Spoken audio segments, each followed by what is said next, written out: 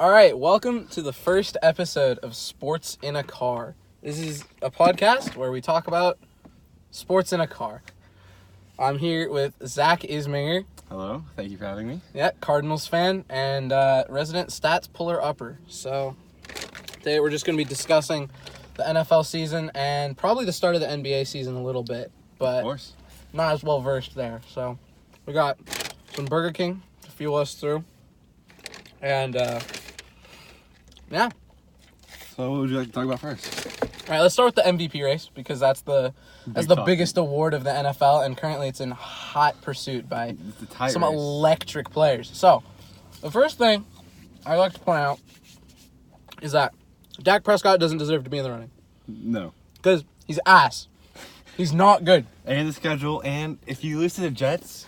If you lose to the Jets, automatically you can't win MVP. That's the rule. I understand if it was Giants and Redskins, because divisional games... Divisional games are always rough. Always You know, the 49ers are a damn good team, and they almost got beat by the Cardinals twice. That is correct.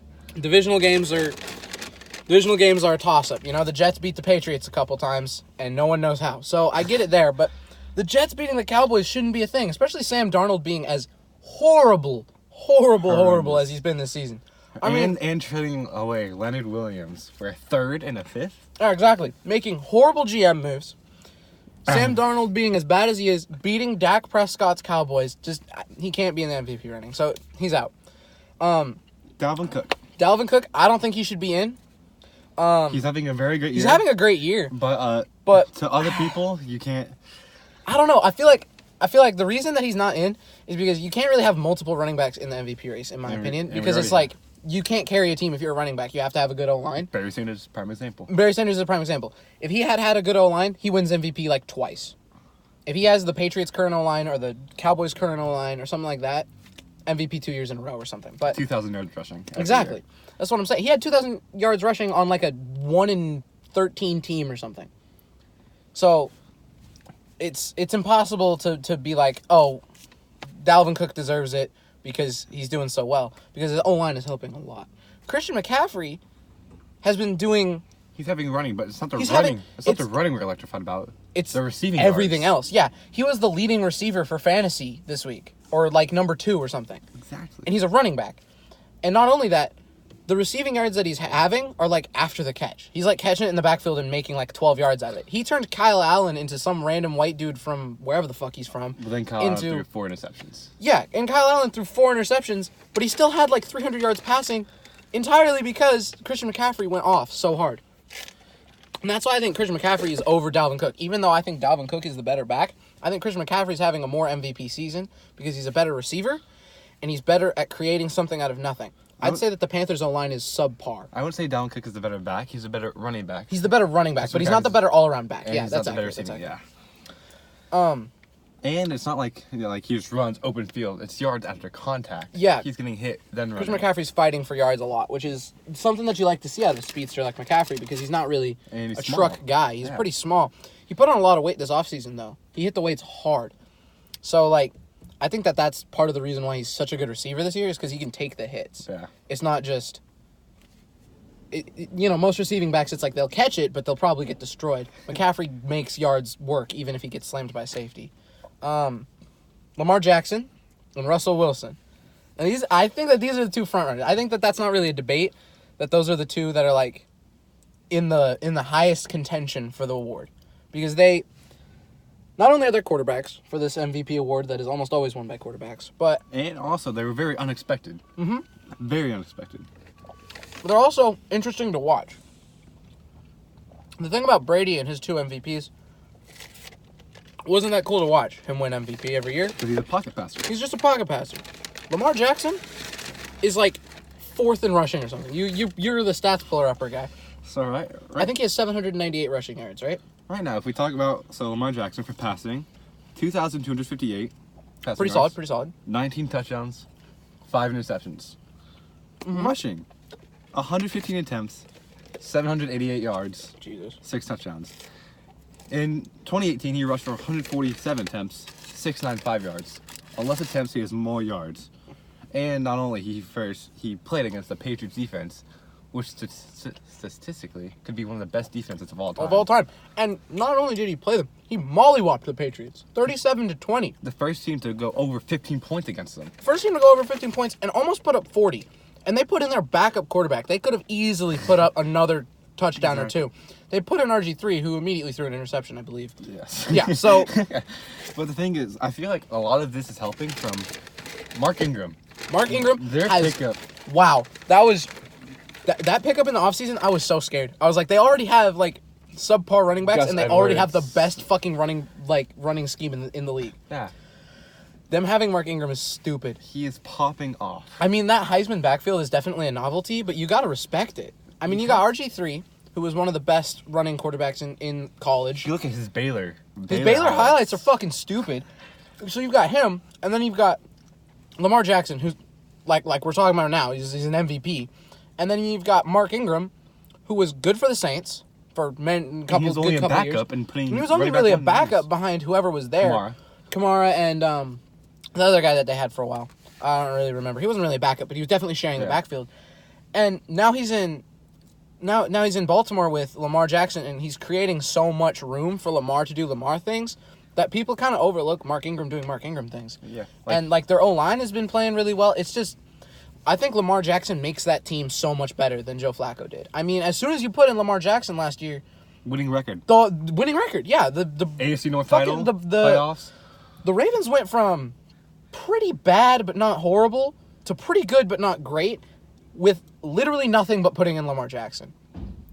So the fact that he's been doing MVP things this year after having no experience really except for half a season and being a completely revolutionary player, the only likes of which we've seen is Michael Vick maybe, but even then he was mostly a passer with really good run ability, whereas Lamar Jackson 115 rushing attempts for a quarterback.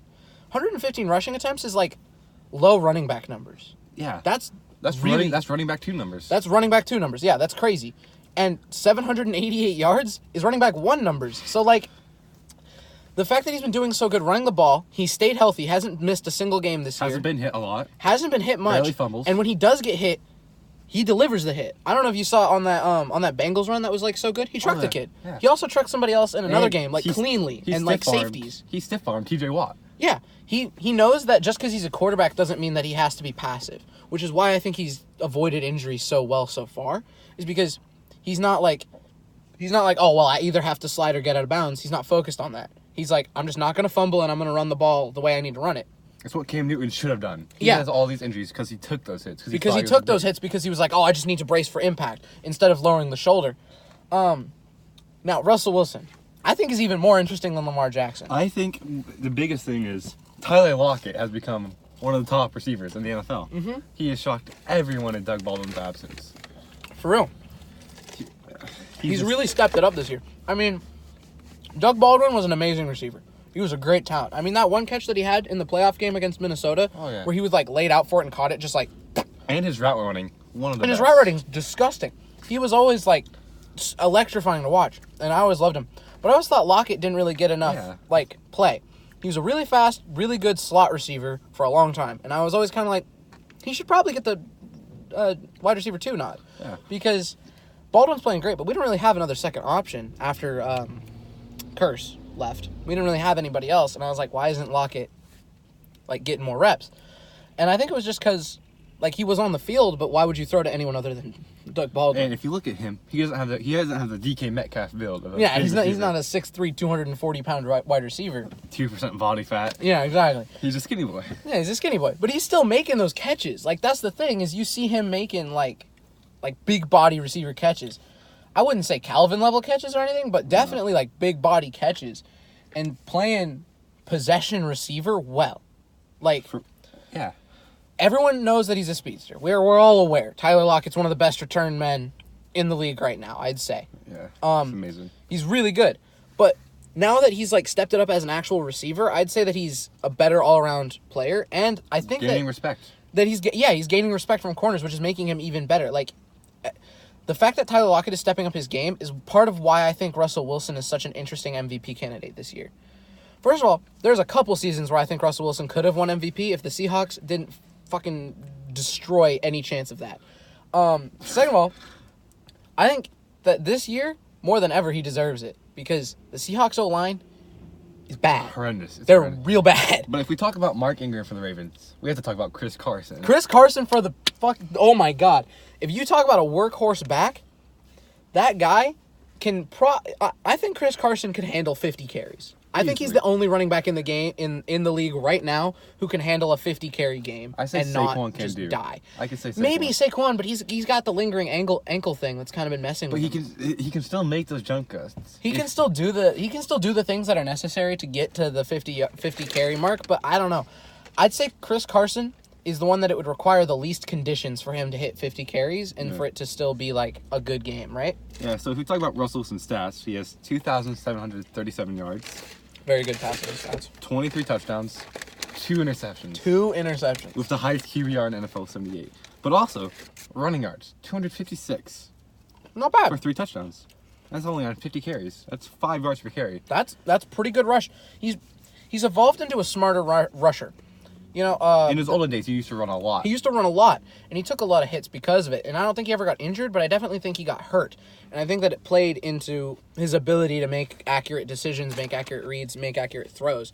So I think that now that he's kind of slowing down on the whole running thing and being more effective as a runner, because all of the runs that he does have are necessary. You know, every single one is like, oh, thank God he made that play.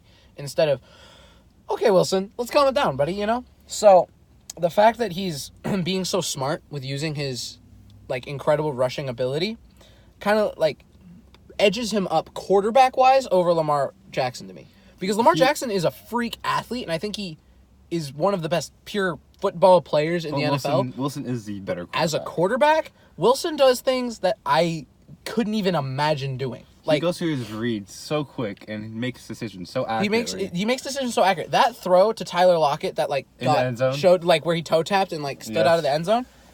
That Throw was perfect. There wasn't a centimeter of room that he could have had that where throw. it had a 0.01% chance of working, and it happened. And it happened. He makes plays that no one else can make. Even Lamar Jackson can't make some of the plays that Russell Wilson makes. And, you know, Lamar Jackson makes plays that Russell Wilson can't make, but I feel like if they were like, okay, playoff game, you're against a tough defense, you're going to start a quarterback. Which quarterback are you taking? I'm taking Wilson every time. And he has his veteran experience. He's And he has older. veteran experience. I think that Lamar Jackson will continue to get better. So I think if we give him an MVP award this year, more sports politics than anything else, it'll just drive up what's needed to win the award than anything else, because he's going to keep getting better, and I think he'll have a better season and a better shot at winning the award. But I think that this is Wilson's year this year. I think that this is the year that Wilson deserves it the most out of anybody else in the league. I think it's him. See, I would agree with you, but I have to go with Lamar because Wilson did not beat the Ravens. Lamar beat the Seahawks. Wilson did not beat the Patriots. Lamar beat the Patriots, giving them their first loss. And Deshaun Watson, who was also in the MVP race until this week when he played Lamar Jackson and got crushed by 40 points, like 41-7 or something. No, it was bad. It was really bad. And it was a garbage time touchdown, And too. It didn't really matter. Yeah, and like I want to go with Will. I'm kind of leaning towards Wilson because another reason Lamar is having these stats, the Ravens defense Ravens defense is really good. playing lights out. The trade for Marcus Peters, who gave Russell Wilson his first pick, Mm-hmm. that was a really good trade. And then Marlon Humphrey, arguably the best corner in the NFL. I'd say that's a fair argument to make. And if you look at Seahawks defense, it's not that well. It's not great. I mean, their best corner is Shaquem Griffin, who a year ago wasn't even a starter. Yeah. He was like fourth. He would come in a nickel formation. And for D-line, they only have Jadeveon Clowney. Don't get me wrong. He's really good. He is very good. Jadeveon Clowney's great. But- I mean, that game, oh my God, who was it that he had he was like the defensive player of the week? That was against the Cardinals. That was the... He had a sack, a couple sacks, tackle for loss, and a pick six. That's it. Yeah. That game, I was like, whoo. Jadeveon Clowney was a pickup and a half, boys. Oh my But God. again, it's the Cardinals O-line. Cardinals online is bad. This is agreed. But still. And no, there was another game where he absolutely went off. Which is that's the other thing. His consistency has been really Very good this year. consistent. Against the 49ers. Against the 49ers, whose O-line is whatever. Pretty good, actually. They're above par, I'd say, but they're not oh my God, the 49ers O-line is amazing. But they're definitely good. Jadeveon Clowney had a field day. He was getting QB pressures on almost every pass play. And he made a bunch of run plays, and he got a couple, like... He had a forced fumble. He had a forced fumble. I mean, Jadeveon Clowney is a game changer on that D-line. I think without Jadeveon Clowney, we're giving up 30-plus points a game. Now, between Russell Wilson, Lamar Jackson, where do you put Christian McCaffrey? Where do I put Christian? That's tough. That's tough. I want to put him second, but I don't want him over Lamar or Russ. Or Russ. That's kind of what I'm saying. Like, last year, 5,000 passing yards, 50 touchdowns. Patrick Mahomes. Patrick Mahomes was the MVP. There was no one else that could have even touched him. Now we have three. We have three who players. are all like. And if you look at the betting odds for MVP, they're pretty close, right? Because I think 7-5 is Lamar Jackson. Yeah. And then Russ is. Oh God, I don't even know. But then if you look at before the season, they were nowhere clear. 50-1. Yeah, they're nowhere 50-1 for Lamar, which is bad. It's really not good odds for a starting quarterback in the NFL. Yeah, but now if you look at them, they're playing top of the game. I'd have to put Christian McCaffrey at 3, only because he's a running back. Mm-hmm. That's fair. Yeah, scrimmage yards and all that, but against Tampa Bay, he had he had 30 rushing yards against them twice. Don't get me wrong, Tampa Bay's run defense is pretty good. I mean, they have a good linebacking core and a pretty good D-line, but it's not. They've been eaten alive by teams. Yeah, I mean, you think about what the Seahawks did against the Bucks. Oh yeah. What was it like? The end score was like 45-42 or something. Yep, it went to overtime. Yeah, that game. I mean, come on, the Bucks defense is not that good. Their run stuff is pretty good. I mean, Chris Carson was held under 100, I think, but. Still, if you have an MVP candidate playing the same defense twice, getting like 50 yards rushing both times, like that's pretty rough. I mean, yeah, he got the receiving yards, but yeah, he still found ways to make plays. But it's like run game. You need the run game. The run game's necessary for a successful offense. There's no way that you can only pass the football. You know, like that's kind of what we saw with the 2015 Broncos when they lost so bad in that Super Bowl. It's because all the Seahawks did was play nickel. And we couldn't really run the ball against him because we had no run offense. It was all Peyton Manning. Against Tampa Bay, he had 16 carries for 37 yards first game. Rough. That's real bad. And then 22 for 31. That's 1.4 yards per carry. That is the second worst rushing performance this year, other than behind Saquon's 13 carries for 1 yard. For 13 carries for 1 yard, I was about to say. Well, I don't know how that happens, though. Yeah, I don't know how that happens because he's such an electric player. To me, I think Saquon could end up being the best running back of all time. Oh yeah, definitely. I think that Saquon has the opportunity to do that. As a biased Broncos fan, I think Philip Lindsay has the opportunity to do that. I don't know. I think he does, and I think that Chris McCaffrey has the opportunity to do that for sure. I think Christian McCaffrey could be the best running back of all time. I definitely think he can replace Marshall Faulk as the best receiving back of all time. This year, we're seeing the most talent the NFL has probably ever seen. The most pure individual talent. Yeah, I'd say so. Ravens offense it's about to become a top 15 defense of all time. Patriots defense, a top defense of all time. Oh yeah, Patriots defense is up there with the 74 Falcons and the 85 Bears and the 2000 Ravens. And the 2000 Ravens, which is the greatest defense of all time. I will flip up stats to prove that. And they were a damn good defense. They won what's his name in the Super Bowl? Yeah, Ray Lewis.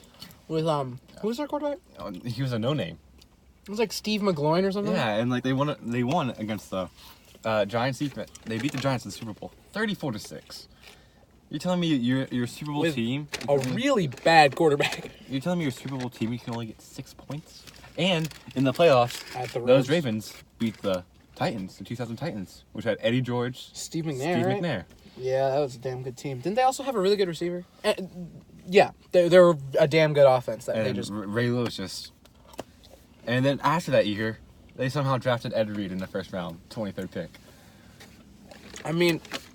How do you let that happen? The Ravens have a historically really good defense, and this year their defense is really underrated. Yeah, their linebackers, like no one heard of them. Like Kenny Young got traded for Patrick Nwansar, but they're playing really good. Matthew Judon. Matthew Judon, oh my God, having a career year. He's having a great year. I mean,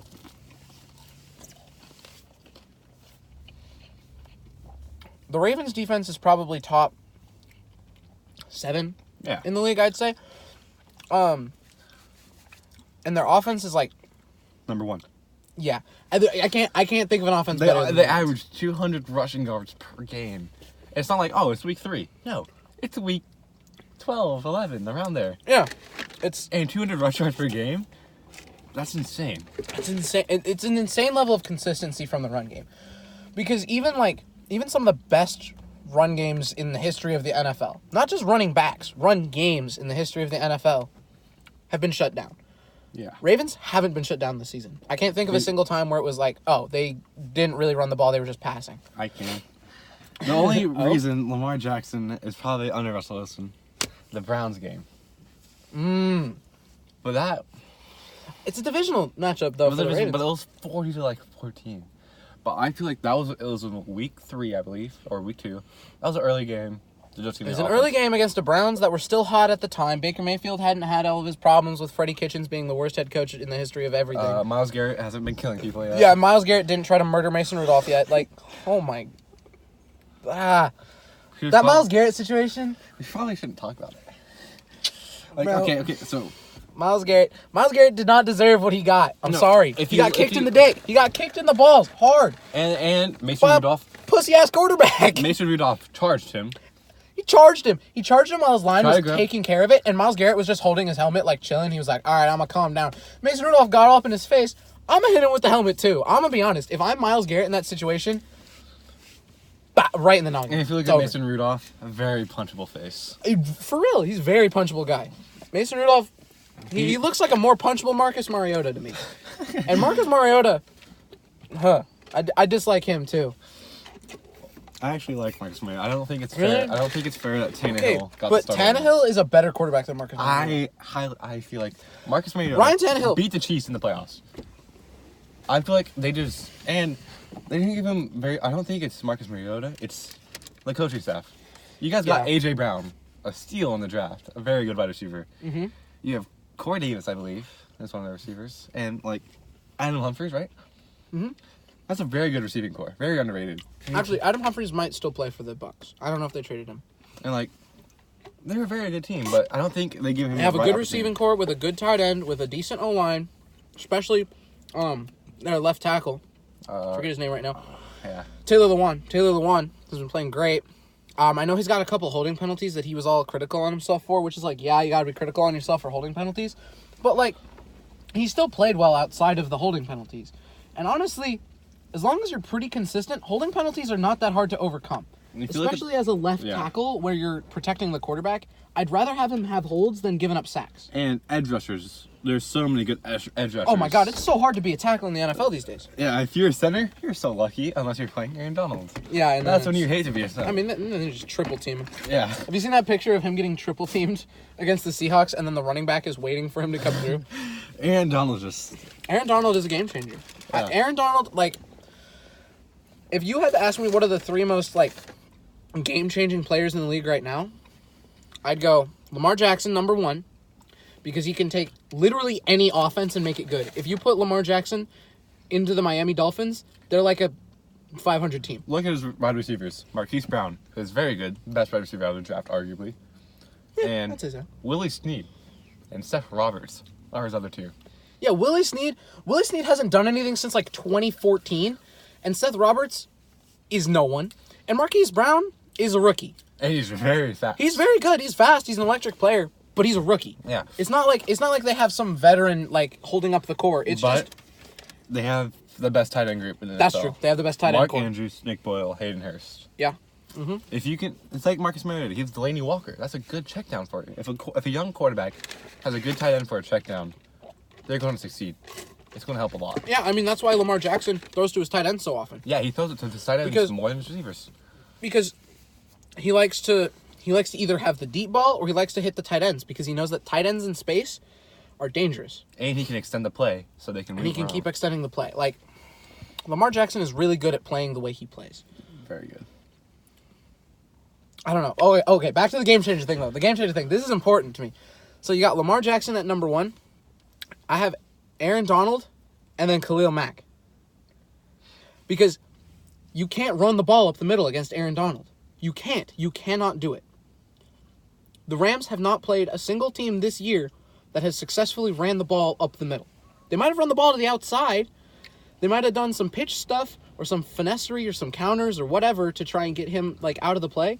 But you can't do any simple run plays. There's no fullback dive up the middle. There's no QB sneaks. Anything between the 2 guards. Because it's him. it's Aaron Donald. You don't- Not only is it because he'll make the play, it's because you're scared that he's going to make the play. So there's probably a way that you could scheme to run the ball up the middle, but why even try when it's Aaron Donald? You don't make game plans for Gerald McCoy. You make game plans for Aaron Donald. You make game plans for Aaron Donald. You change the way you play because of Aaron Donald, right?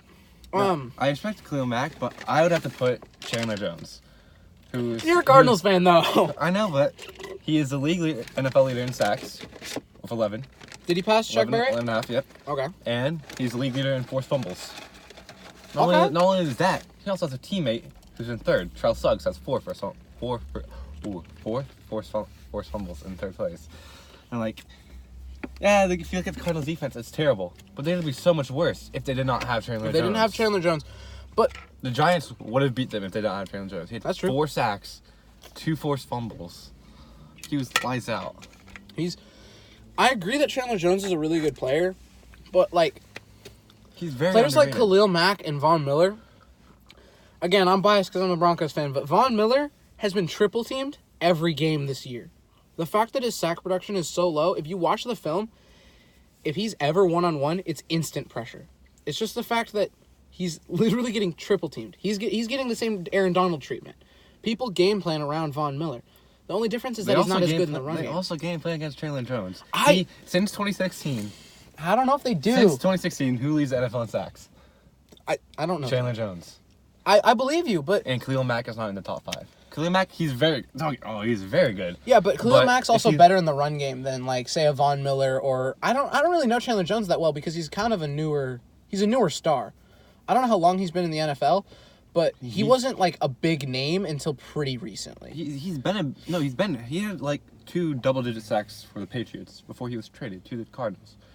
Since 2016, he leads the NFL in sacks. Mm-hmm. He gets double-teamed. He does not get triple-teamed a lot, but he does get double-teamed and still gets pressure. He reminds me of like a DeMarcus Lawrence. You don't see. Marcus Lawrence is a game changer too. Yes, he gets double-teamed, but I would put Chandler Jones over him because even though Chandler Jones gets double-teamed, He still gets there. he gets that production. He will get there. D-Law only really had a good year the first year. This year he hasn't been doing nearly as well. I don't. He's think. been doing. He has some big games like Minnesota. Mm-hmm. He did very well, but he hasn't had top games week after week after week. Chandler Jones has been very consistent, getting at least a sack per game. That's true. I don't know. I don't necessarily disagree with you about Chandler Jones being a game changer. It's just that I don't really know that much about him. And I guess that's kind of my own fault because he's been pretty good, but he's not like... He's not a household name. He's not a household name. He's very consistent. I think he's more of a Phillip Rivers type pass rusher. Because Phillip Rivers is a very consistent quarterback, but he doesn't have a lot of those, oh my God, Phillip Rivers just did this thing. It's Phillip just Rivers like... is terrible. Now he's terrible, but like... Last year he was pretty good. He was. Year before that, he was... The year before that, and all the way back to the start of his career, he was consistently one of the best quarterbacks in the NFL every single year. That is true. Every single, like, rookie year till 2017, he was one of the best quarterbacks in the NFL every single year. That's very difficult to do. Especially, like, oh my God. Being a Chargers fan must be the most brutal thing in the world. Well, if there are any Charger fans. If there are any. Dude, 2010? Do you know what happened to the Chargers in 2010? I don't. Oh my God! It's like they had one of the best projected offenses. No, they had the best offense and best defense. Yeah, they had the number 1 offense for yards and points per game, and they had the number 1 defense for yards and points per game. And they didn't even make the playoffs because they lost like every game by like 2 points. Their total point differential for going 9-7 was negative, or no, it was like +4. Like -2 or something. It was like within 10 points of 0. That is horrible. That's heartbreaking. Especially for a team that had so much talent. I mean, I think they still had Darren Sproles. I'm not certain about that, but they definitely had a really good running back. Yeah. They had they didn't have LT in 2010. No. He was to the Jets No, by and then. they probably or at least if he had LT, it was near the end of his. And they had a really good Antonio Gates. They had prime Antonio Gates. They had VJax. They had Phillip Rivers. They had an elite defense. They had a pretty good coach. I mean, everything should have clicked for them. And it just say failed. coaches don't matter. Coaches really matter. Coaches matter so much. I'd say that Tom Brady is a middling quarterback without Belichick. Well, Bill Belichick, greatest coach of all time. Bill Belichick is the greatest coach of all time, and there's no question. The Browns giving him up just shows you. The Browns giving him up is the most Browns move in the history of Browns moves. I mean, Other than Myles Garrett. other than Myles Garrett trying to kill Mason Rudolph. Their logo is literally a helmet. Yeah, oh my God. The Browns need to just stop being the Browns. Like The Browns, they got change their name. Change their name to the Dogs or whatever, and change their logo and just move on. And the Browns, another very Browns move: Baker Mayfield over Saquon Barkley. Now, Baker Mayfield versus Saquon Barkley is an interesting debate, actually, to me, because Saquon Barkley, you can't deny that he has the potential to become A, the greatest running back of all time, B, a generational talent overall, not just running back wise, and C, to change the Giants franchise. However, Baker Mayfield had all of those opportunities until they hired Freddie Kitchens. Freddie Kitchens is horrendous. Horrendous. He's like Adam Gase. That's an insult to Adam Gase. Adam Gase is bad. Don't get me wrong. He's terrible, but he's nowhere near the level of stupidity that Freddie Kitchens is. He took a delay of game penalty, and then went for it on 4th and 16. Because he was like, I needed to think it over. So the Seahawks game, it was like 4th and 16, and Freddie Kitchens calls the screenplay. No, it was a draw. It was a draw play. It was a draw play on 3rd and 11. On 3rd and 11, he called a draw play. And then on the 4th down after that, he called, like, slants or something. And then he just, like, Baker was like, what do you want me to do here? But nobody was open because, obviously, it was, like, 4th and 6. They were playing with sticks. So calling slants was, like, the worst call you could have made. And, like, yeah, Baker Mayfield's bad probably as a coach, but you're telling me he has most turnovers in the NFL when he has Odell Beckham Jr., Jarvis Landry, David Njoku, Nick Chubb, Kareem Hunt. His cast of characters around him is amazing, but when you're running draw plays on 3rd and 8, 3rd and 11, there's not much you can do. There's not much you can do. Like, I think that Baker Mayfield is getting consistent pressure almost every play because their O-line is pretty bad now that Joe Thomas, Alex Mack, all those guys that are historically great linemen for the Browns, gone, out of there.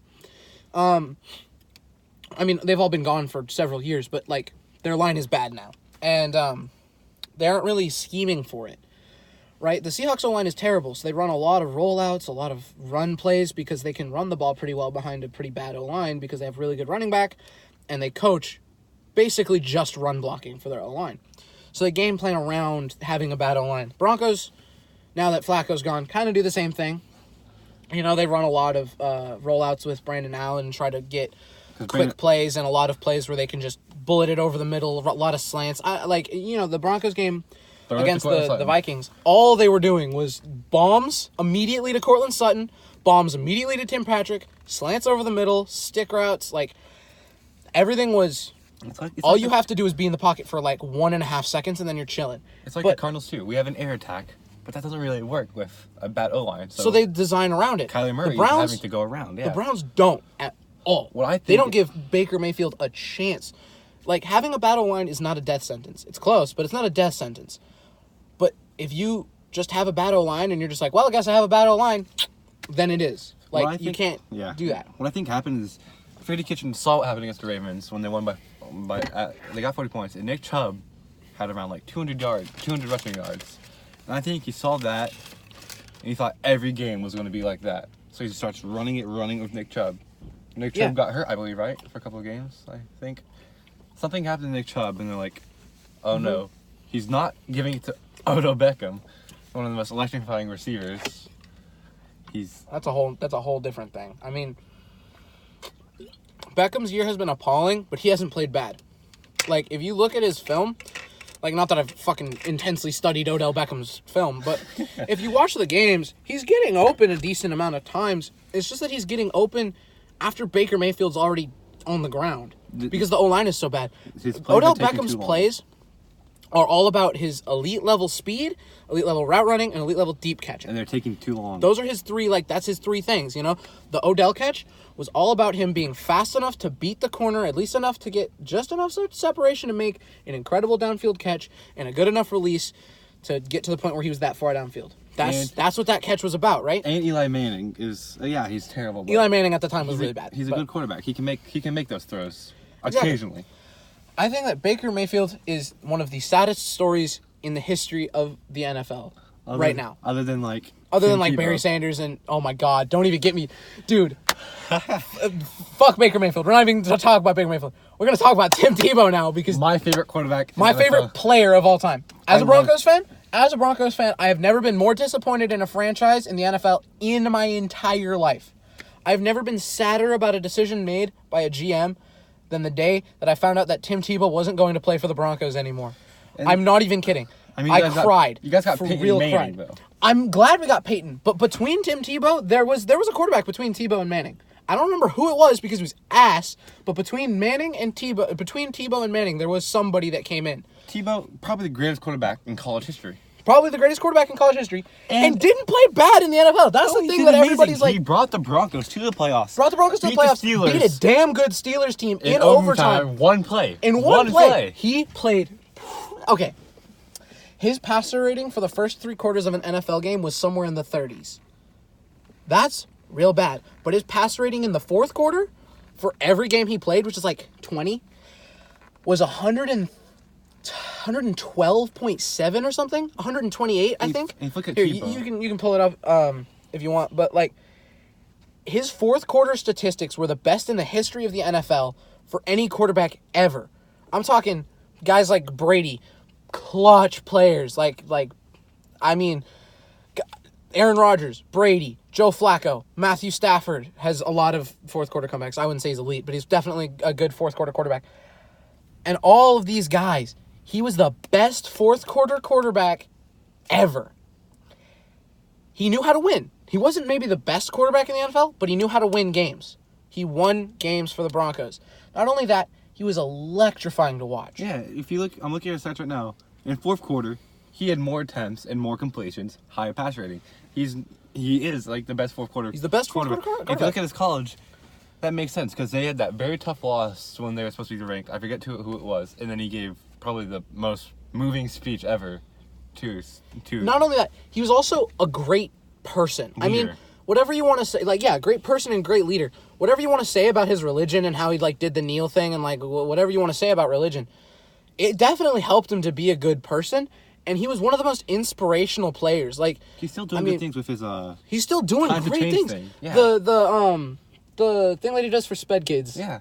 Yeah, that charity. I follow him on Instagram and I see him all the time doing all these great things. I'm like, dude, this could have been the Broncos brand. This could have been what everyone thinks of when they think of the Broncos. He could have been the face of the franchise. Doesn't even matter if he's that good. He doesn't have to be that good. He was playing at starter quality. I wouldn't say star quality. I wouldn't say he was worthy of how high we drafted him. I think we drafted him 5th or something, or 3rd. But he was definitely playing at starter level football. And you know who wasn't playing at starter level football? Every other Broncos quarterback since Elway.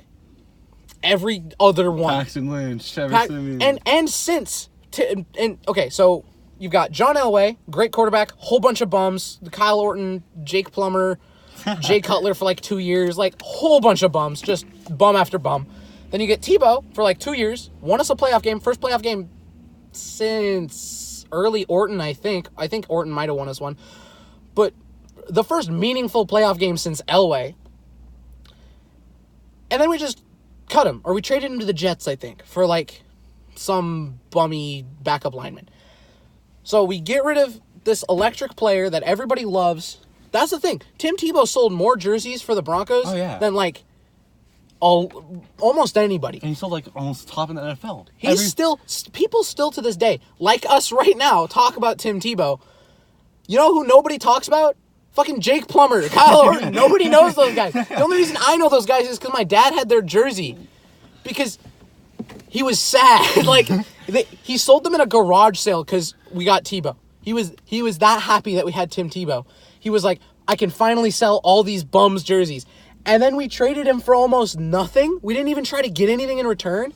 So then we get rid of Tebow, and then he just disappeared.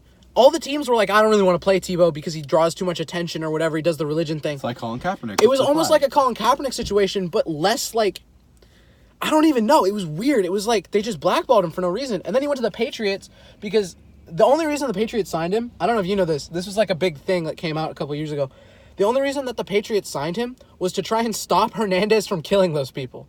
Because they knew that he was going to do it, and they wanted Tebow to come in and talk him out of it. and they were like, if anyone in the league can do it, it's Tebow. Tebow. And so they brought him in, but it had already happened. But Tebow still got him, like, Tebow still talked to him and, like, got him to be, like, repent. And, like, he still did his job.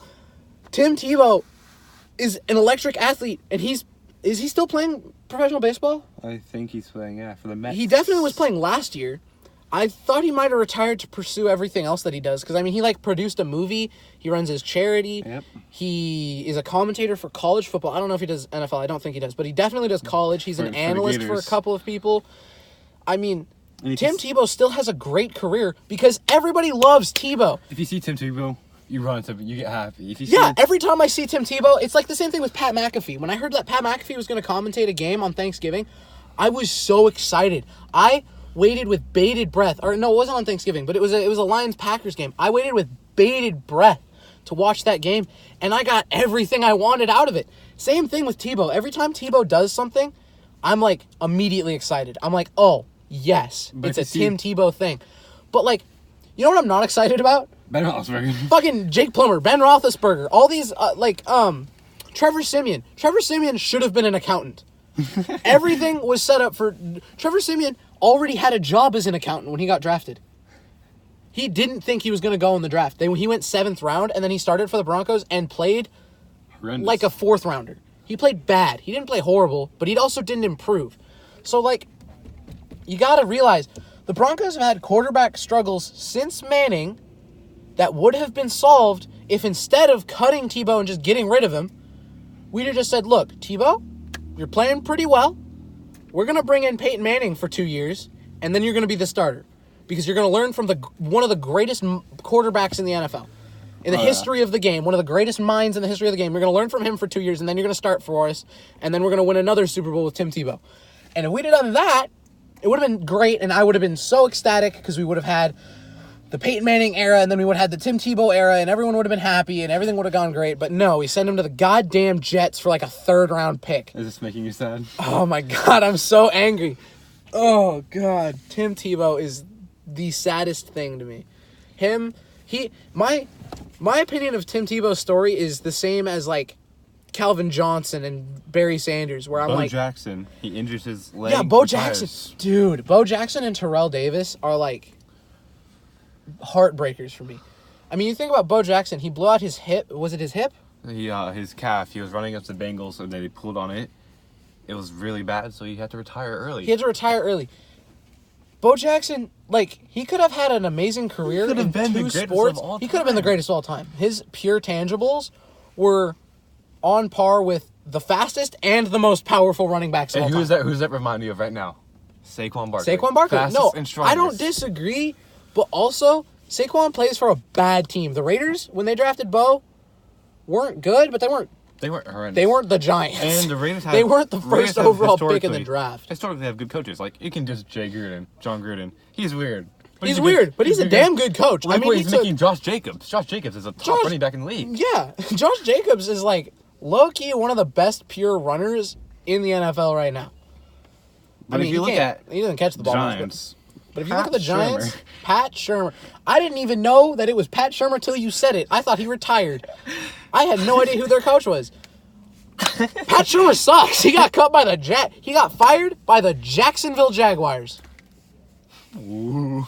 Wow, that's rough. That is not a good time. If you're cut by a team whose starting quarterback at the time was Blake Bortles, ooh, and they think that you're the problem over Blake Bortles, you're not doing a good job. And he's currently head coach of a team that actually made a good quarterbacking decision that I didn't think that they were going to make until later on in the season.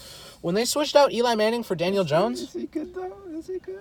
I wouldn't say... Okay, drafting him is questionable. But the move to put him in over Eli Manning this season was a bold move that I didn't think that they were going to do. I would have liked them to pick someone else with their 4th-round pick. Like, or 3rd-round pick. Like, 4th-round pick. You could have gotten... It was the 6th overall. It was the 6th overall. You could have gotten with the 6th overall pick, players. They could have gotten Dwayne Haskins. Who's ass? No, he's not ass. He's a leader. First of all, that's the one thing that I've noticed about Dwayne Haskins. He hasn't played very well, but he's a leader. That is a bad Redskins team. There's a reason that they're called the Potatoes. They're a bad team. And their O-line is pretty bad. I mean, their starting tackle has cancer, and they're like, you got to get in there. It's rough. Trent Williams, that's why he wants to leave. Yeah, and, like, Trent Williams, my guy, if you're watching this for some odd reason, retire. Just give up, man. Or go to the Cardinals. We like you very much. Yeah, no, if another team wants you and the Redskins aren't holding you hostage, go there. But, honestly, your best bet is to pull a Brett Favre. Retire, come back next season. Because the Redskins, who is the other team that, like, screwed over their offensive tackle? There is many. No, this year, I think it was the Jets. I'm not sure if it was the Jets. But Oh, I know. do you know what I'm talking about? He had like a tumor in his, or no, that was the Trent Williams. No. There was a guy who had like a broken leg, and they made him play on it. He was traded to a different team. And then he got traded because he went to the doctor, and then they fined him because he went to the doctor, and the league is like thinking about pressing charges against their medical staff, like. Offensive linemen, treated very poorly, but also like. No bias at all about that. Not biased. As a left guard, not biased about it, but like still, offensive linemen are treated horribly in the NFL. But like, you got to look at the Redskins O-line, and there's like not a single name on there. Laramie Tunsil. Well, okay, but like the only reason he has a name is because he smoked weed on draft night. No, I'm talking about the Dolphins. I think he was the one who was traded because of that. What happened? No, because he was drafted by the Dolphins. Yeah, no, he got traded to the Houston Texans. Oh, that might be him. That's possible. It's possible. But the Redskins O-line is whatever. They're not great, and the whole team is bad. Right? Their best receiver is some guy named McLaurin. Terry McLaurin's a very good wide receiver. Terry McLaurin is Terry McLaurin. He's a good receiver for rookie. who he is, but it's like it's still Terry McLaurin being their best receiver. He's not bad. But he's just like there. Has there ever been a number one wide receiver named Terry? No, there's been a Terry Bradshaw though. You got Terry Bradshaw. He choked Steelers Super Bowl. I know nothing about Terry Bradshaw. I just know that he has a funny voice and that he was on The Masked Singer and that he played quarterback for the Steelers. NFL kind of escapes me except for the Broncos. He purposely blew a Super Bowl for the Steelers for money. I don't know, kind of a big baller move. Look, I get point shaving's bad and all. Kind of a big baller move. It wasn't like $20K. It was like a big bag. Oh, yeah, I'm sure it was probably a $1 Oh, yeah. And back when Terry Bradshaw played, when it was in the Bronze Age, like, that's pretty good money. Like, my point about Dwayne Haskins, right? The O-line is bad, and they were playing really poorly the other night, and he went over, and instead of railing them, he was definitely aggressive, but he was like, what do I need to do to make you guys better because you're not cutting it? He was honest, he was direct, but he was also like, what can I do to help? Instead of just, you guys suck, make it better. He was like, football isn't a player game. Football is a team game. Football is a team game. And I think that this year has challenged that, but it's also kind of proven it. Because the Panthers have an MVP candidate running back, and they still kind of suck. Like, they're still not a good team. Even with Kyle Allen. And the Raiders, that proves a team game. Raiders, name one superstar on their defense. Exactly. I can't name a superstar on their defense. I can name some of their players, but there's no one on their team that I would consider a star. But they're playing like a team. They're playing above 500. like a team. They have a good scheme. John Gruden knows what he's doing, which I didn't think he did. He has a Super Watching Bowl. Hard Knocks, I was like, whoo, but he knows what he's doing. So you've got like Clelin Ferrell. Excuse me, who? I know he's a first-round pick, but like. Benson Mayowa? Mayowa or whatever. Yeah. Garyon Conley, is he done for the season? I thought he was done for the season. I believe. Oh, he might have gotten traded. But either way, Garyon Conley is like their best corner. He was like, maybe. And their other corner that was like super aggressive, and he got injured in the Broncos game in like the second game of the season, or like the first game of the season, he got injured. Like, they don't have anyone on defense, and yet their defense is still playing amazingly. Josh Jacobs, rookie, came out of nowhere. Was traded to the Texans recently, though, right? Like within the last week. Yes. Yeah. Okay. That's what I thought. Like if you look at their team, they have no superstars. None. Not a single one. I can't name a single guy on their team that I would go, oh, Josh Jacobs. That guy. Except for a rookie running back that came out of pretty much nowhere. I mean, nobody expected Josh Jacobs to be this good. And Derek Carr is not having. Derek Carr is trash. I'm sorry. Derek Carr's bad. He's a crybaby. He's not good. He's not mentally tough. He's not physically tough. Are you His saying arm that strength is Broncos bad. fan and he's in your division? Okay, I hate the Raiders. Exactly. I hate the Raiders with a burning passion, but also I can respect what they're doing, Except for Derek Carr. Fuck that guy. He's an ass. He's not good. He's a crybaby. He literally cried against the Broncos. He literally tears on the field. He got up and he was Okay, hold on. I'm going to pull this the difference forward. What about Joel Embiid after losing to the Raptors last year? He cried. Yeah, I thought that was a bitch move too. But at least it was a playoff game. That was the first regular season game of the season. You cry? Are you kidding me? I mean, okay. That's the other thing about basketball, though, is that it's like, it's more upfront about everything. I guess that's not really the word I'm looking for. But, like, you know what I mean? Like, you can see the players. Like, if you showed me a random NFL player who's, like, a pretty decent, like, positional guy, like, just, like, a decent receiver in the NFL that I definitely know his name, I'm probably not going to recognize him unless you show me his number. Yeah. But in basketball, if you showed me, like, Rajon Rondo, I don't even watch basketball that much. You know who everyone. But I know who Rajon Rondo is. I know who most players in the NBA are just by looking. Like Jamal Murray, if I just see Jamal Murray, I'm like, oh yeah, it's Jamal Murray. But even players like for the Broncos, I could not tell you. If you gave me 5 guys, I could not tell you which one of them is Cortland Sutton. That's why you see more NBA players. You go up to them because you know what they look like. You see their faces all the time. So that's why I don't know if I blame Joel Embiid as much because it's more of a public position and it's a playoff game. And it was a lucky bounce. And Kawhi. I was kind of lucky. I mean, I'm a Raptors fan. For basketball, I'm a Raptors fan. I've been a Raptors fan for like 6 years. I'm a Clippers fan. Yeah, the Clippers are going to win it all this year, man. But no, I'm not a fan of the basketball team. I am a fan of Paul George. Where he goes, I go. Yeah, Paul George is great. I've liked him since Fresno. I like Paul George a lot. I haven't been a fan for that long. I mean, I haven't been watching NBA for more than 3 years at all. And last year was the only year that I actually watched more than like 10 regular season games. So, like, the only guys that I know are like Kawhi, Spicy P, Nikola Jokic, Jamal Murray. Really only guys from like my favorite teams. You just not just. And I just happened to pick a really Kevin Durant, Kyrie Irving. No, okay, LeBron I know James. obviously I know the superstars, but I'm talking like just players, just random guys in the NBA. I'm not gonna know like any of them, but I can name almost the entire starting roster for the Nuggets, almost. The Nuggets. The Nuggets, yeah. We actually come on now. That was a bullshit series against Portland, yeah. I couldn't remember their name. But yeah, Dame Money and CJ McCollum. Terrible. What? Terrible. Overrated. Really? Terrible. That is a hot take, Mr. Zach Isminger. I don't like CJ McCollum at all. Again, I was a Paul George fan, and we did play Portland, and we made that happen. But Paul George was hurt, and so was Russell Westbrook. So that is my excuse. Fight me if you have any issues about that. Please don't fight me. No, you're right. I just don't think CJ. I think only CJ McCollum's only been good because of Damian Lillard. I'd say that's true, but I'd also say that it takes a pretty good player to be good because of somebody else as well. He is a wannabe Bradley Beal.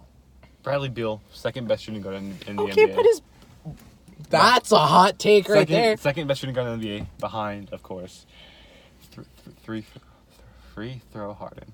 Free throw Harden. I hate Harden with a passion. I hate him too because I think his points come from he's a terrible shooter. 30%. Yeah, he's not a good shooter. But here's the thing. Here's the thing about James Harden. He's gamed the system. He is the epitome of finesse. All he did was finesse the NBA into making him an MVP candidate. He averages like 17 free throws per game. More than that. Didn't he have like 50 one game? Or 46 or something? I thought he had 46 free throw attempts one game. Something like that.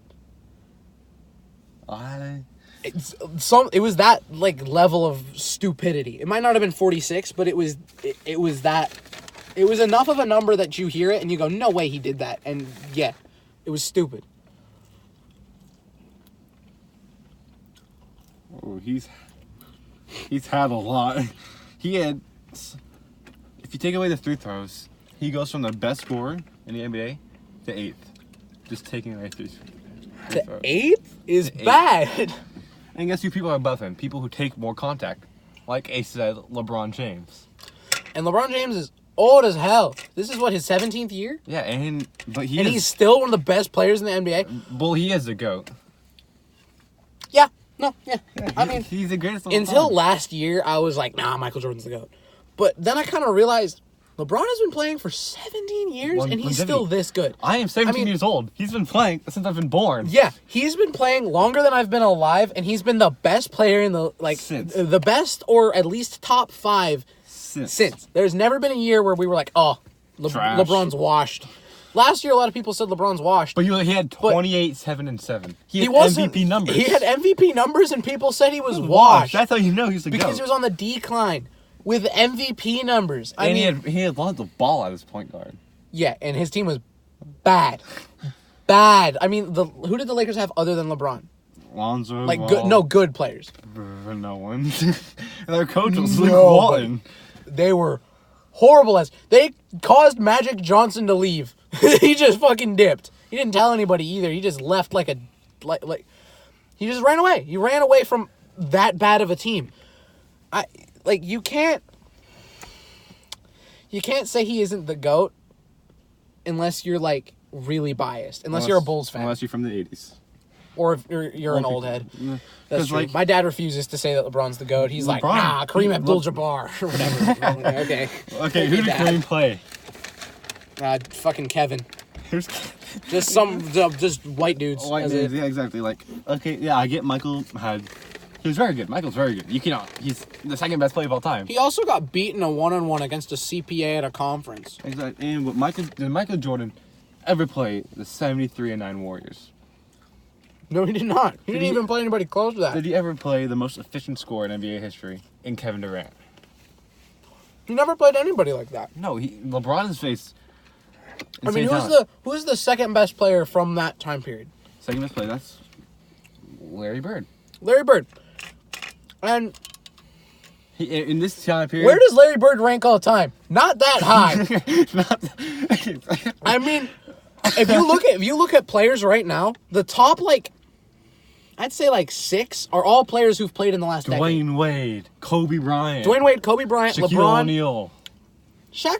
Yeah, okay. I'd say Shaq's fair to be in the top couple of players, but there's nobody that I'm thinking, oh, he's the GOAT, other than Michael Jordan from before 2000. Now, if you look at I mean- 2000, if you look at who's LeBron, who he has to contend with, who he's had to play against, Allen Iverson, AI, who I mean, crossed Michael Jordan, by the way, crossed him one of my favorite players. pretty hard. Yeah, And he had to step over Tyronn Lue. yeah. I mean, everybody loves AI, right? Great player. Kobe Bryant. Kobe Bryant, who didn't he put up 61 in the game before he retired or something like Yeah. that? The Spurs dynasty.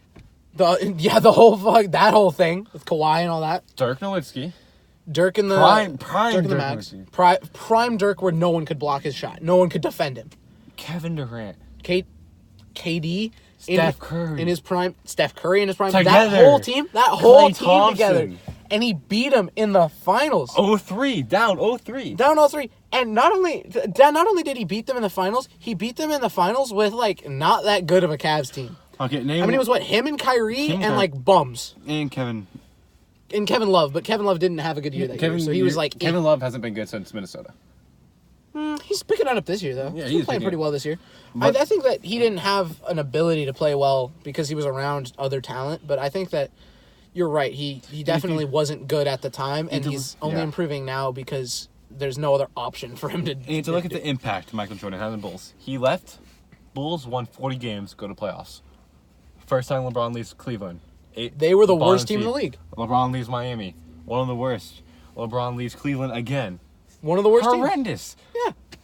And, I mean, LeBron gets injured for the Lakers, and the Lakers don't win a game for a week. Exactly. LeBron is a game changer. He makes everyone on the court, he makes everyone on the court better. Everyone that was good on the Cavs was a bum until he showed up, except for Kyrie. And Kyrie hasn't been playing well since leaving with LeBron No, he has not. until this year. And even this year, he's only been, pretty good. Kyrie's a good player if he has a really good second player. That's why I think Kyrie is the best number 2 in the when league. Kevin Durant comes back, that's going to be scary. That's going to be a scary team. Kevin Durant might not come back till 2020. That's a good thing for us. Yeah, I mean, I think that this year the Clippers have it in the bag. I think that it'll be Clippers win it all, PG MVP, because his numbers have been disgusting so far. He's been back for 2 games. He already put up 100 points. Yesterday he did have only a 14-point game, but he's been limited by minutes, rust.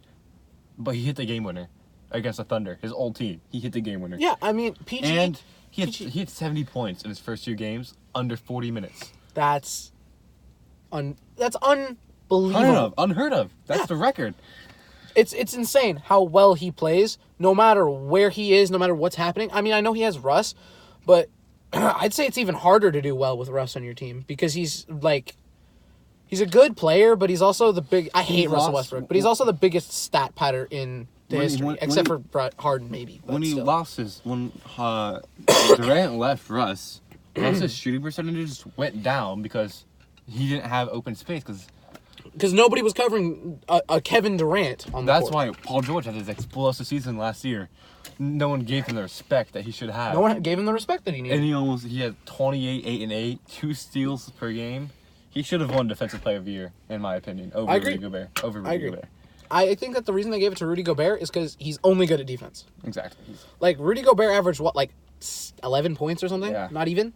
And you look at Paul and Rudy Gobert, who he guards, 2 good centers. The best one, Karl Anthony Towns. Yeah, and he got blown out by Jokic. Jokic put up 30 on Rudy Gobert. And then you look, who does Paul George have to guard? Kawhi Leonard, Giannis. Not only did he guard them, he guarded them well. That's the thing. Rudy Gobert guarded everybody good except for Jokic. And Embiid.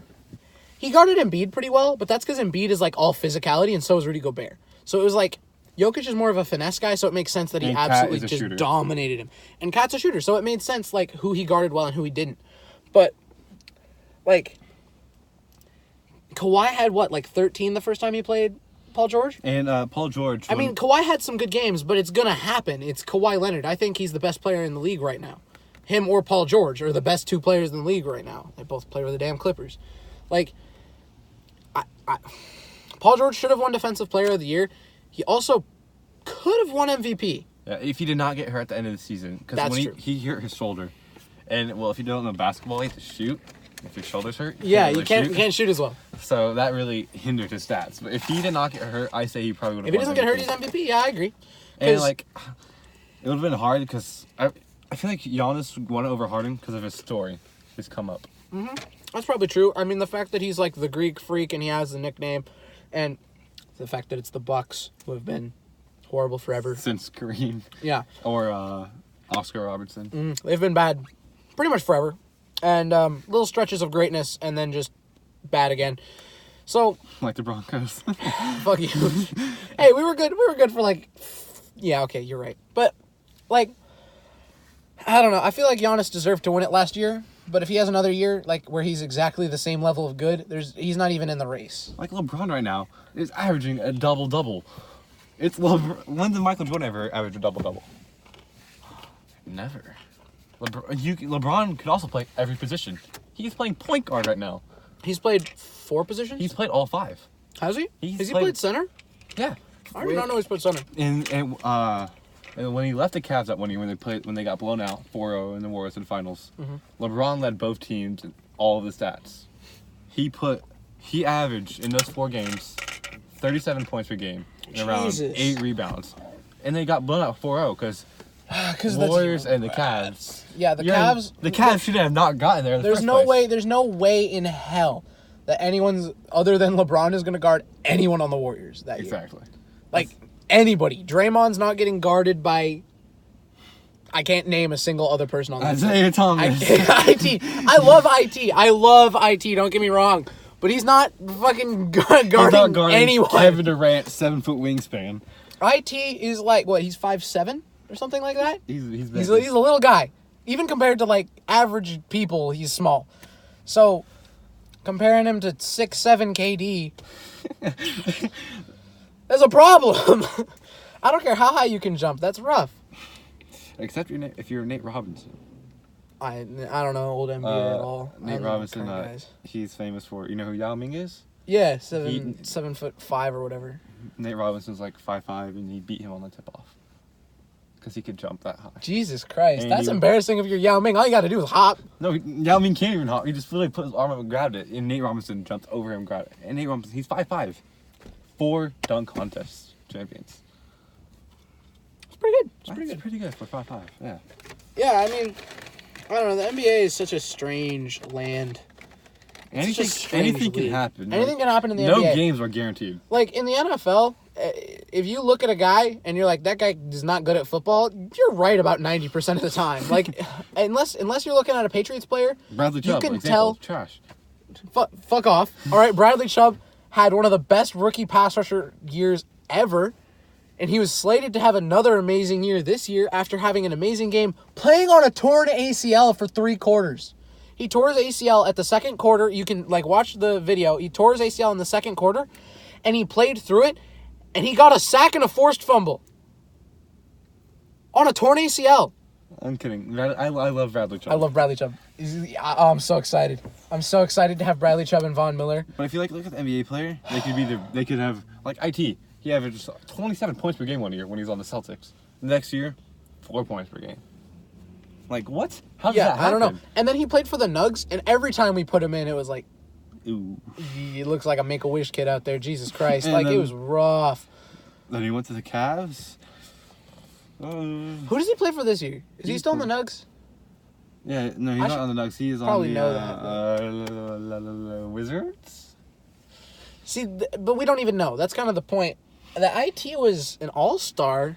He was a first-team all-star. He plays for the Wizards. And now he's some bum for some bum team. The NBA is crazy. You've got, what was his name? The guy with the funny name who's really short. Oh my God. Team? I don't even remember what team. He was just really short. He had a funny name. He was like Muggsy Bogues. Muggsy Bogues. There you go, Muggsy Bogues. He was great. He was a little dude, and he was a defender guy, wasn't he? Wasn't he known for his good defense? Yeah. In the NFL, you're not gonna have a really really good defender who's under 5'8". It's not gonna happen. Even corners who are pretty short normally, a 5'8" corner against if you put Larry Fitzgerald, the greatest hands of all time, against someone who's 5'5", it's not gonna. Yeah, you better they're pray. gonna get dumped on every play. You better pray, Larry. You have to be a physical specimen to play in the NFL. You don't have to be a physical specimen to play in the NBA. If you work your ass off, you can play in the NBA. If you work your ass off infinitely, there's no guarantee you're gonna make it in the NFL just because you might just get demolished by a 6'8" lineman. The Rock, one of the biggest people I've ever seen. He played college football for the Miami Hurricanes. He got drafted with Ray Lewis, but he was terrible because he wasn't physical enough. No, he didn't get drafted. He walked on and made a practice squad, and then they were like, leave. Yeah, The Rock wasn't physical enough. Have you ever heard that? Yeah, I know, it's crazy. So, I think that the NBA is more interesting to follow, from a distance, but I definitely prefer watching football. Because, with basketball, it's kind of, consistent, everything's happening all the time. And if you miss a shot... it's whatever. But it's, football, every drive you could get points. Every drive is interesting, because anything can happen. In basketball, if you... Unless you're the Dolphins. Fuck up immensely. If you fuck up as hard as one possibly can in basketball, the worst result that you can perceivively get on 3 one possession points. is 4 if you manage to foul and they score and the 3. one, But yeah. that hasn't happened this season yet. It's super Rare. rare for that to happen. In the NFL, if you mess up 7 points. If you mess up as poorly as possible, it's 7 points. And it's going the other way, and then you just have to restart. There's nothing that you can do, and it messes up everything. Say it's second quarter, 20 seconds, 5 seconds left. You throw pick 6. On a Hail Mary attempt? Yeah, and then they get the ball back at half. Yeah. They get the ball back at half. They could go up 2 scores off your one mistake. And going up 2 scores in the NFL is so much more meaningful than going up by because even momentum, 30 points in the NBA. Momentum is such a huge thing in NFL. Yeah, I don't know. I love watching NFL games because random guys can have amazing plays, and it makes it look like they're the best ever for a play. That doesn't really happen so much in basketball because it's oh cool, he had a great dunk. So has every player. Evan that can Turner dunk. yesterday 2 days ago against the Lakers, he crossed over LeBron, but no one cares. No one really cares that much because it happens. People get crossed up sometimes. Damn, he made a mistake. It's basketball. You can recover from mistakes really easily. In the NFL, if you're Tom Brady, you're the perceived best quarterback of all time. Tyler, because you're coach, but we already talked about that. Tom Brady is an amazing, smart player. I'll give him that. He's a really smart, good quarterback. If he messes up, it can end the game. If they're going down and they're up by 3 and all they have to do is get this first down and it's 3rd and 8 and he throws a pick 6, that's a huge mistake, right? Well, so is falling down on a cross-up, but it doesn't matter as much because it's only 2 points to just get it right back and score. But if you get crossed up, you don't have the refs bailing go out like the tuck That's rule. true. I mean, yeah. Zach, the tuck rule has been discussed ad nauseum. I agree it was bad, but like, what are you gonna do? But then again, like football, the cool thing about it, 28-3, Falcons lead at halftime. If you were to bet money, you would not put it on the Patriots. The odds, if you had bet purely at halftime on who was going to win, the odds would have been so immensely stacked for the Falcons that if you had bet $1 on the Patriots, you probably would have made over $10,000. Exactly. But then the Patriots, led by Tom Brady, came back from 20-3, won in overtime. Came back and won it in overtime dominantly. I mean, that last drive, there was never a point where you were like, oh, they might have it, except for the Edelman catch. And the Edelman catch just like encompasses the Patriots. Edelman is not a physical specimen, but he's the best coached wide receiver in the history of wide receivers. He's the most disciplined, just like... Who is your top 3 wide receivers of all Top time? 3 wide receivers of all time? Ooh, that's tough. That's tough. How about your top 3 talented? Because my top 3 of all time... Top 3 talent-wise? So my top 3 all time goes like Jerry Rice, Randy Moss, Larry Fitzgerald. Talent-wise, Randy Moss, Larry Fitzgerald, Jerry Rice. I only say that because Jerry Rice, you stick him. That's true. Randy Moss is the most unique receiver you'll probably ever see. He was, what, 6'5" and ran a 4.23 or 4.28? Exactly, it is. 4.23. 4.28. Randy Moss is amazing. Larry Fitzgerald has more tackles. Best possession receiver ever. He has the best hands of all time. He has more tackles than dropped passes as a receiver. And he doesn't play special teams. Baffling. Like... Dude, like, having more tackles than drops is, like, that's the epitome of who Larry Fitzgerald is. The only good quarterback he's ever had is Kurt Warner. Carson Palmer. Carson Palmer was on the fine, Bengals. but it's not On like, the Bengals, when they had Chad Okocinko. when they had Chad and They were real Hoshinzada, good. they were good. No, they were but, going like, to win, but then they lost a teammate. And that ruined their whole season. Oh, that's true. It really threw off. Everyone except for Ocho Cinco completely lost focus. Ocho Cinco used it as motivation. Everyone else just went, I can't even play. Yeah, because it hurt them so much. Which is like, I mean, it's fair, but if you look at the Redskins after they lost Sean Taylor, the same thing happened. Yeah. Like, it's tough to come back from that. That's why those games were like Lorenzo Alexander after his brother got shot, getting like a sack, a pick six, and a forced fumble in a game. That was like, amazing. holy shit. And the same thing with Chris Godwin, where his kid died hours before the game. Marquise Goodwin. Did I say Marcus? You said Godwin on the back. Oh.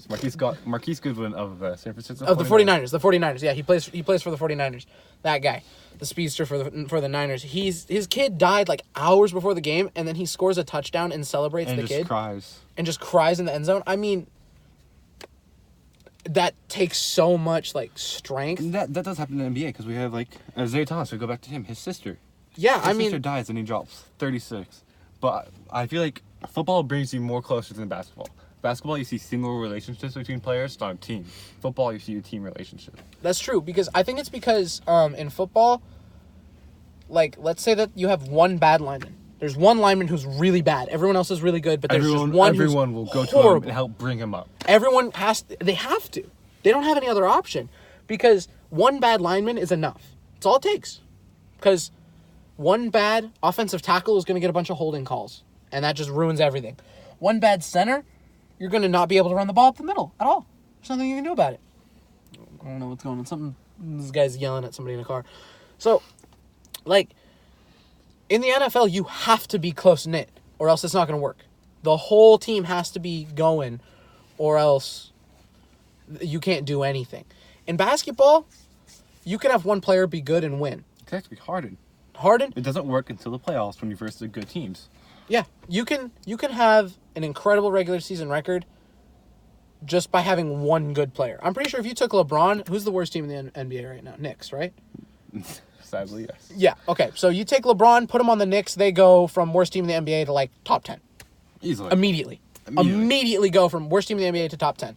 You take Lamar Jackson, right? We discussed he's probably the best talent, like he's the best singular player in the NFL. Put him on the Bengals, who are 0-10. If you put him on the Bengals, who are 0-10, they might win a game. It's possible, but like even with a guy who can take an offense, like I said, he could take the Dolphins and make them 500. The Ravens have never been known for having a good offense. They've been known as a defensive team. And all of a sudden, they're the best running team in the NFL and a pretty good passing team as well. Like, I don't know. I think that's something that I talked about before. I was like writing an article for it.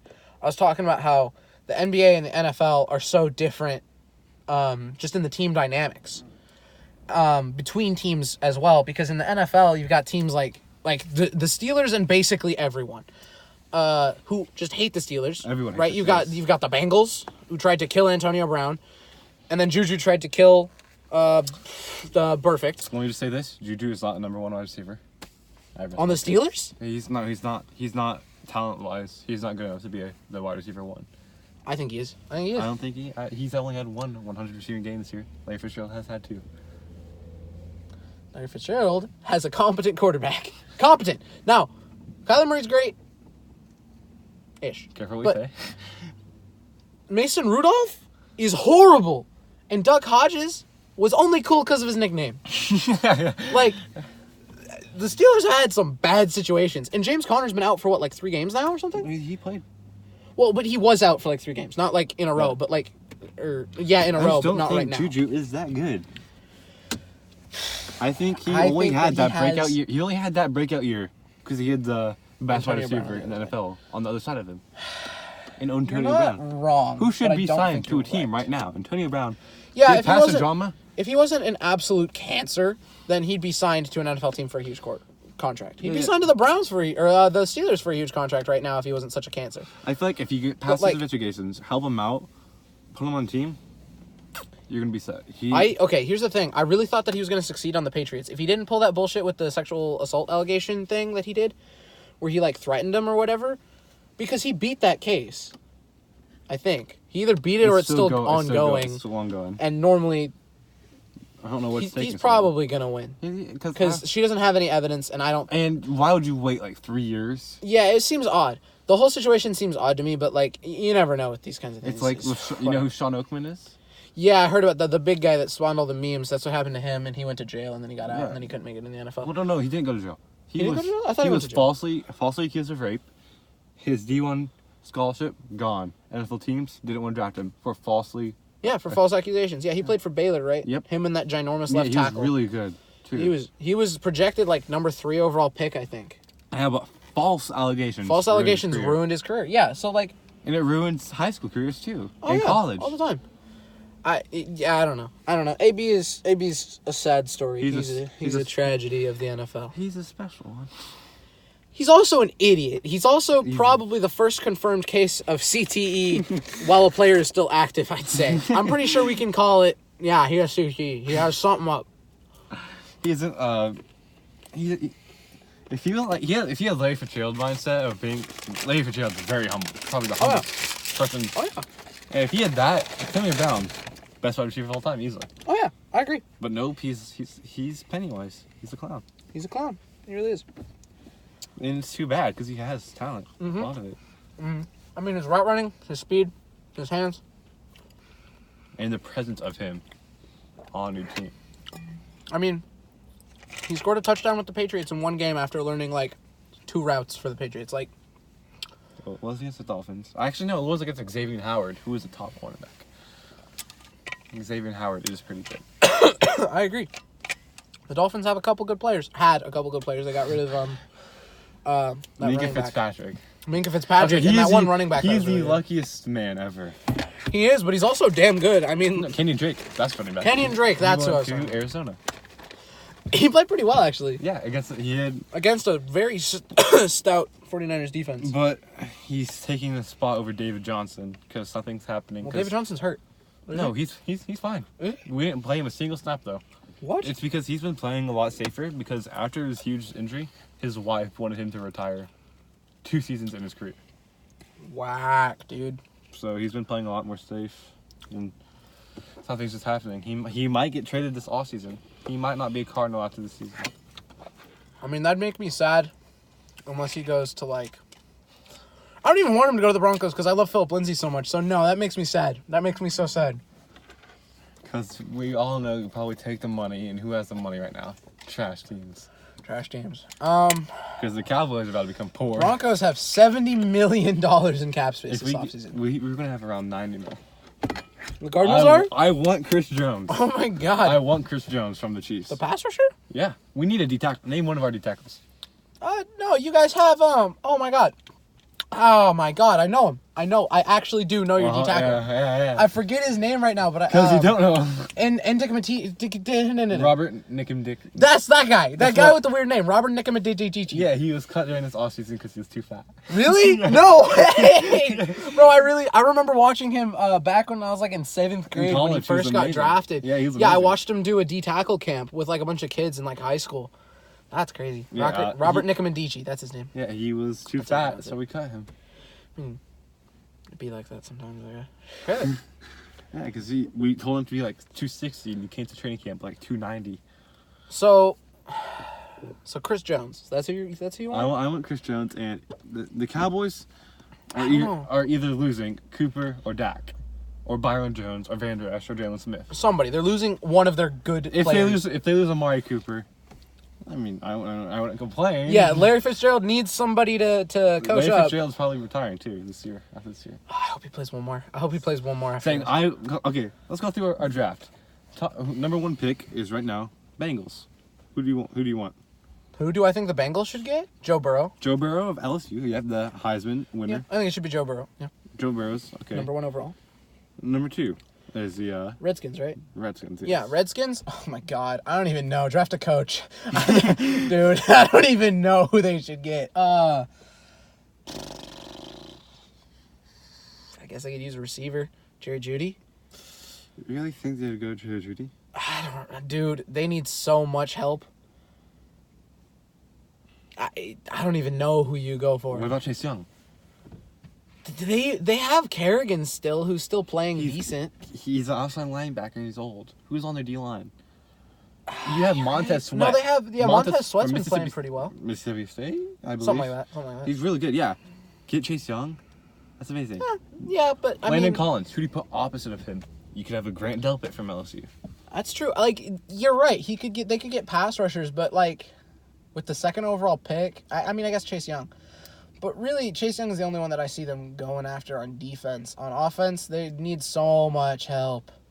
Is there any linemen that are in the top? Andrew Thomas. You can get him. He's a left tackle, yeah. But unless they It depends on what happens with Trent Williams. Trent Williams, yes. If Trent Williams goes to a different team or retires or does whatever he's going to do to Andrew get the Thomas fuck out of Dodge, then you get Andrew Thomas. If you somehow manage to brainwash Trent Williams into staying with you by paying him an immense amount of cash money, then go with Jerry Jeudy or Chase Young. Yeah. Who's third? Third is Jets? Dolphins. Dolphins. Yeah, just quit. Just sell the team. I give up. Honestly, they need so much help in so many positions. They could have the 1st overall pick every year for the next 6 years, and they probably would still be. Actually, my bad. Team. Giants. Giants are above Dolphins. Giants are above the Dolphins for draft picks? Oh my God, that's amazing because the Giants actually played pretty well. They have a lot of upside. So Bengals, Joe Burrow. That's who should get Jerry Jeudy. Is the Bengals, Giants. Joe Burrow. Redskins. We're saying Redskins, Andrew Thomas or Chase Young. Giants. Giants, Jerry Jeudy or Andrew Chase Young. Thomas or Chase Young. The one that the Redskins. Whichever one the Bengals don't get, or Jerry Jeudy, depending on how the rest of the season. Dolphins. Tua. I don't think they need him. I think Ryan Fitzmagic is good enough for the Dolphins. And I don't think that they need a quarterback more than they need every other position. You really think? I think you get Tua. Get Tua and have trade him for Fitzpatrick. a couple of placeholder wide receivers? No, you have Fitzpatrick to teach him. Fitzpatrick to teach him. Oh, Fitzpatrick is not going to win you playoff games. That's true. He's going to win you style points for his beard. That's true. He's not going to win you playoff. Yeah, I mean, yeah, you get a year of Ryan Fitzpatrick teaching up Tua, then you start him. Sounds good. Yeah, all right. I see it. Tua to the Dolphins. Okay. 5, Jets.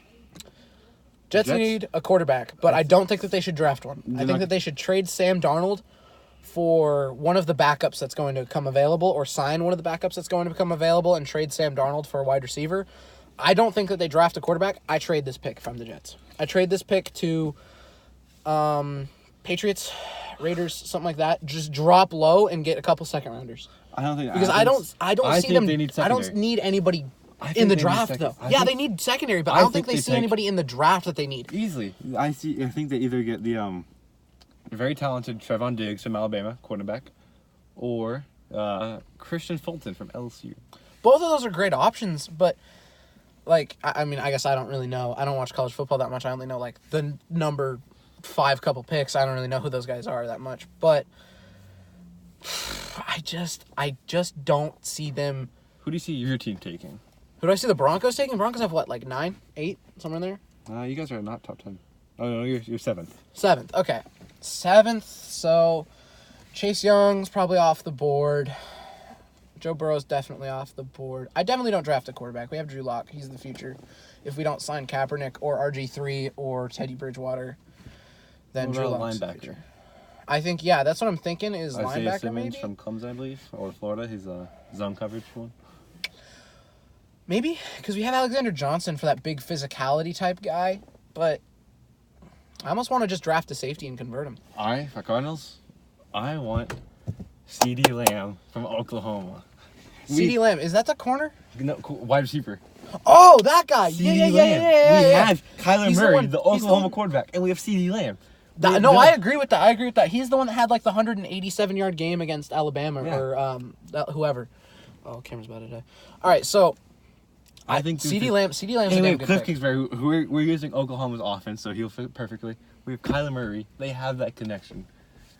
And we need that number 1 wide receiver after Larry retires. I agree. You get CeeDee Lamb in there for Larry's last year if he comes back. If not, then you and then our wide receiver core: CeeDee Lamb, Christian Kirk, the best second-year wide receiver other than Cortland Sutton. I think those two are pretty good. Third, we have the speedster and Isabella. Andy Isabella's had a damn good last couple of games with the Cardinals after he got traded from the Dolphins. On IR, we have the big boy, Hakeem Butler, 6'5", 240, wide receiver from Iowa State. That's right. He's on IR though right now, but he's big. Yeah. So our receiver core will be set. Damn. That CeeDee Lamb is the ultimate pick for the Cardinals. He's definitely going to drop to where the Cardinals are because the Cardinals are like what, 15? No, we're going to be top 10. Really? Or 10. Projected top 10 because you guys might pull out a couple wins near the end. But I hope we beat the Steelers because one of my best friends is a Steelers fan.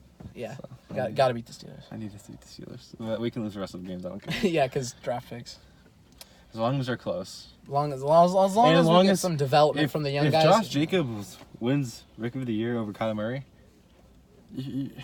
I'm going to become the Joker and just kill everyone.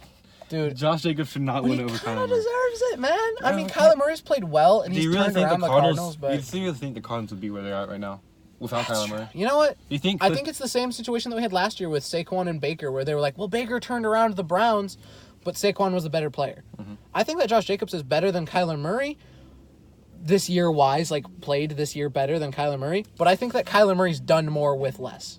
Okay. I respect your opinion.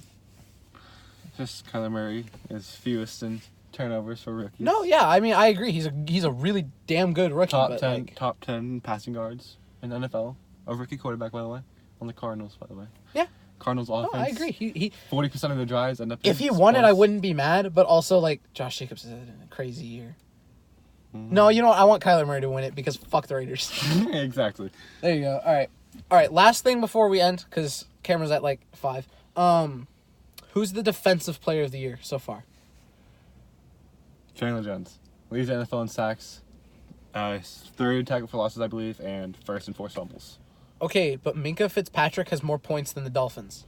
Okay, Minkah Fitzpatrick is the luckiest man alive. I don't disagree, but it's not like he went to a great team. Whenever he gets a pick, it's always tipped. Whenever he gets the fumble, it's right in front of him. You cannot tell me he is so lucky. He's played so well, He is good, but I do not think he will. I don't know. I don't know anything about Chandler Jones other than what you've told me stats-wise, and like stats kind of lie sometimes. So I guess I gotta agree there because like stats-wise, that's pretty crazy. If you lead the NFL in sacks and forced fumbles, that's insane. That is definitely crazy, but Von Miller did it, and he lost to Aaron Donald, I think. But that's like when Aaron Donald had like his... that's when Aaron Donald had 20 and a half sacks or whatever. So, yeah, all right, I can see Chandler Jones winning it. It's either Chandler or Minkah, right? Yeah. Like, there's no one else that's going to win this award. No other defensive players played well, like at all, because they've all been game planned against. Yeah. Well, all right. Yeah? All right, so summarize. We got MVP. MVP is going to be either Lamar or Russ. Yep. Probably Lamar just because of how, like, absolutely crazy he's been playing. Offensive Rookie of the Year is Josh Offensive Jacobs. Rookie Kyler of the Year Murray. is Josh Jacobs or Kyler Murray. Probably Kyler. Defensive Rookie of the Year, quickly, we won't talk about it. Nick Bosa, Devin Bush. Yeah, yes. Everyone Yes. knows that. Yeah, I agree. And then Defensive Player of the Year is Chandler Jones or Minka. Coach of the Year. Freddie Kitchens. No, Sean Payton. Sean Payton. No, John Harbaugh. Yeah. John Harbaugh. Yeah. John Harbaugh. I agree there. And then... Super Bowl winners. Oh, Super Bowl winner. Who's the Super Bowl winner? Ravens. I'm going, Ravens are the Super Bowl winner? Who are they playing? I'm going with the Ravens. They're playing in the NFC. I think it's Niners or Hawks. Seahawks, yeah. Yeah. All right. That's the wrap up. Camera's about to die. Leave comments down below who should be the next guest. Y'all know who I know. I assume I'm not. This isn't going to go viral. If it does, fuck it. Tell me who I should guest with that you know. I'll see you guys in the next one. Bye. Peace.